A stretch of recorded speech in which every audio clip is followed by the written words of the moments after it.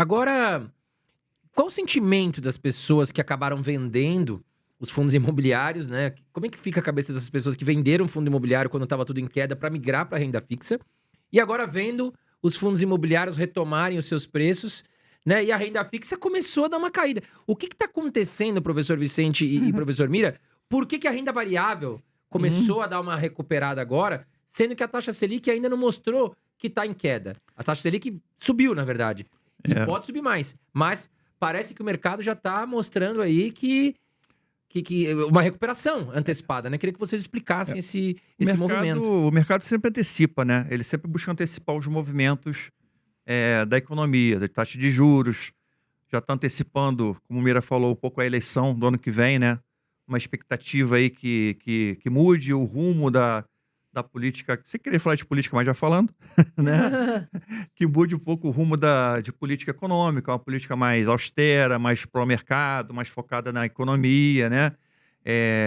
Então isso também tem atraído, né, os olhares dos investidores e do mercado, do investidor estrangeiro também, que está voltando agora para a Bolsa. E a Bolsa está muito barata. Você vê que apesar de tudo, de toda a confusão política, toda a confusão institucional, tudo que se fala, né? A Bolsa não caiu. A Bolsa não caiu de 120 mil pontos em nenhum momento. Eu só falo, meu Deus, tem crise na Bolsa, Vicente, o que está acontecendo? Aí você olha para a Bolsa, está 125 mil pontos, está 120 mil pontos. A Bolsa tem se mantido apesar de todo esse cenário que parece um cenário de caos, né? Mas, na minha visão, não é ainda, né? Mas você vê que a Bolsa não cai, o mercado não deixa, porque o mercado sabe que a Bolsa está barata, sabe que as ações estão baratas, sabe que os fundos imobiliários estão baratos. E quem vendeu lá, de repente, com medo, né? Porque trocou o presidente, porque agora vai ser assim, vai ser assado, vou para a renda fixa. Eu acho que pode estar se arrependendo, porque é aquela velha história, você tem que comprar aquilo que ninguém quer comprar. Sim. Você tem que ser otimista quando todo mundo está pessimista. Então, de repente, no cenário de juros em alta, é o melhor momento para você comprar ações, porque as ações estão baratas. No cenário que estava muito positivo, lá no início de 2020, antes da pandemia, né, final de 2019, início de 2020, a Bolsa só se falava em ações, tudo subindo, tudo bombando. Ali, de repente, era o momento do cara ficar mais cauteloso com o mercado acionário. E ali só se falava de ações. Então, assim, geralmente o investidor, né, pessoa física, você que está assistindo aí, tem que ter cuidado com esses movimentos de manada, né? Mudanças brutas. Essas mudanças abruptas de humor do mercado. Então, é por isso que aquele livro que a gente falou no começo da live, Psicologia Financeira, é importante. Porque a gente entende que o ser humano, ele tem um comportamento social, né? Ele tende a seguir os fluxos.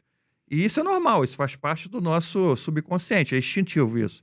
Se a gente vê que está todo mundo falando mal de uma coisa, eu vou querer sair daquilo, né? E se ninguém está falando de ações, será que eu vou investir em ações? Claro que não, ninguém está falando. Exato. Então, assim, você ter essa visão de ir contra o fluxo da manada, isso é muito complicado para o investidor que está lá sozinho, aprendendo a investir, né? É por isso que é legal ele ter um educador financeiro, ter um consultor, ter alguém que ajuda ele a entender um pouco o mercado. Eu até ia perguntar isso para você, Mira. O que você acha, vocês que lidam com isso, principalmente o Mira, né? Vamos dizer assim, lida mais o Vicente com mais ações e o Mira com fundos imobiliários. Quais são os principais erros que esses iniciantes, ou enfim, cometem quando eles vão investir em fundo imobiliário? Na verdade, não é investir em fundo imobiliário. O investidor, ele erra investindo em tesouro direto, em ações. Ele erra em todos os investimentos que ele faz, infelizmente. E ele erra por quê? Porque ele está sempre movido pela ganância. E assim, a culpa não é do investidor. A culpa é de um Brasil que, desde que ele foi descoberto, a gente não tem educação financeira. Então é normal, tá todo mundo tentando ganhar alguma coisa, ganhar aquilo que de repente não consegue ganhar só trabalhando, ganhar de outras maneiras com investimentos, e é completamente compreensível. Só que faz isso sem muito objetivo. E aí que tá o grande problema. Eu sempre falo, você tem que ter um motivo, objetivo pelo qual você está investindo. Eu vou investir na renda fixa. Tá bom, você tem um objetivo muito claro, você vai deixar o dinheiro durante, 2, 3, 5 anos, comprar um título que vence naquele prazo, você realiza a meta, uma viagem, um carro, alguma coisa. Eu vou gerar renda. Então, se eu vou gerar renda passiva, eu quero receber todos os meses, ou, sei lá, a cada 2, 3 meses, um valor proveniente de distribuição de lucro, esse é o meu objetivo. Então, se você tem esse objetivo, independente se ações ou fundos imobiliários, você está preocupado não com a valorização e desvalorização, mas quanto a renda daquilo ali te gera. Esse deveria ser o foco. Ah, Mira, eu não estou preocupado com renda, eu estou preocupado em valorização. Beleza, não tem nenhum problema. Eu sou trader, eu adoro fazer trade com opções, com ações, eu opero bem mais. O fundo imobiliário, geralmente, eu deixo quieto lá, não mexo tanto, só vou equilibrando a carteira. Às vezes ela está mais, como estava no passado, 30% papel, 70% tijolo. Agora, já, sei lá, uns 6 meses eu fui migrando ela aos poucos, está 50-50, porque eu sabia que papel ia valorizar. Mas eu deixo lá, eu opero e movimento mais ações por conta das opções, porque eu gosto do mercado de opções. Vicente também é outro que adora mercado de opções. E a gente consegue gerar renda com isso aí. Mas quando você está focado em valorização do ativo, movimento do ativo, aí você tem que entender que o ativo sobe, que ele cai, que você tem empresas que são cíclicas e outras que não são cíclicas. Sim. Por quê? A empresa é cíclica. Aquela que depende de taxa de juros, quando está baixa, vende pra caramba, que é a característica do varejo, essas empresas vão sofrer com taxa de juros alta. Se você não entender isso, você vai achar que a bolsa é um grande cassino.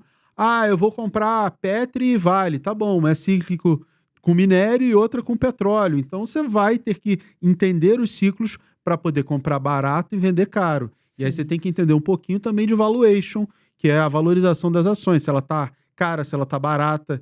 Sim. Tem algum problema nisso? Nenhum problema, só que demanda um pouco mais de conhecimento para poder surfar, só que as pessoas querem aquilo que é mais na modinha, que tá todo mundo falando, e esses ativos eles são mais difíceis de serem operados por quem está começando. O caminho mais fácil para quem está começando é justamente ativos não cíclicos, mais estáveis, pensando em geração de renda. Eu, se tivesse começando hoje, focaria nesse tipo de ativo. Banco, elétrica, saneamento, seguradoras, porque essas não sofrem tanto com ciclo nem de juros, nem de commodities, nem de nada disso. E é muito mais fácil, e principalmente pensando em renda, porque você vai reinvestindo os dividendos e você tem um crescimento mais tranquilo. Eu sempre digo que todo mundo compara e muita gente me questiona, não, por que eu vou investir numa empresa que paga dividendos se a renda fixa está melhor? Eu falei, você está desconsiderando o reinvestimento dos dividendos. Por quê? Porque se você considerar o reinvestimento, não é o quanto a empresa paga, é o reinvestimento desse dividendo, o retorno é maior do que você imagina. Na renda fixa, quando você investe no CDB, você não desconsidera o juro, porque senão não faz nenhum sentido. Por que na renda variável você desconsidera? Inclusive, é uma das coisas que eu vou estudar na minha dissertação de mestrado em economia, é justamente esse efeito em todos os ativos da Bolsa de Valores na data de pagamento, né? Porque a Bolsa calcula na data X, que é o que o investidor não consegue fazer.